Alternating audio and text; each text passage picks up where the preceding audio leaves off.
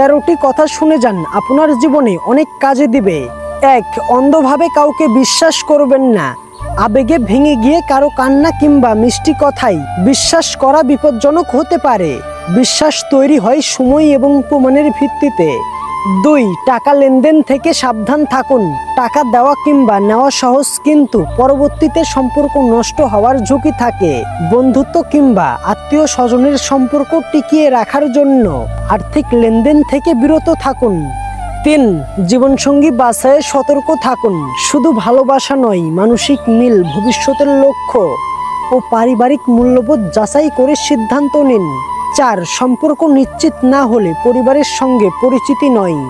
স্থির বা অনিশ্চিত সম্পর্কে পরিবারকে জড়ালে জটিলতা বাড়ে। আগে সম্পর্কের শক্ত ভিত তৈরি করুন। 5. একাকিত্ব গ্রহণ করুন। একা থাকার অভ্যাস আপনাকে আত্মনির্ভর করে তোলে। এতে আপনি কারো উপরে নির্ভরশীল না হয়ে নিজের শক্তি খুঁজে পান। 6.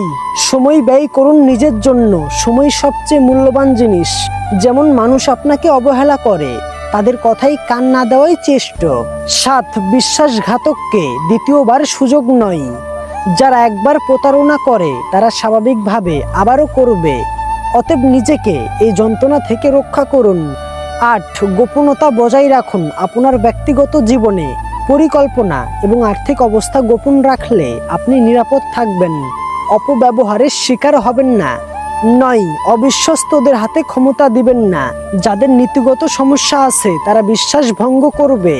তাদেরকে পরিবর্তন করার চেষ্টা না করে তাদের থেকে দূরত্ব বজায় রাখাই ভালো। 10. অসম্মান সহ্য করবেন না, সেটা যেই হোক না কেন। কেউ যদি বারবার অপমান করে তাহলে সেখান থেকে আত্মসম্মান নিয়ে ফিরে আসাই সঠিক সিদ্ধান্ত। 11. পরিকল্পনা গোপন রাখুন। আপনার স্বপ্ন এবং কাজের পরিকল্পনা আগে ভাগে প্রকাশ করলে অনেকে হিংসা কিংবা বাধা সৃষ্টি করতে পারে। সাফল্য আসলে কথা বলবে। 12.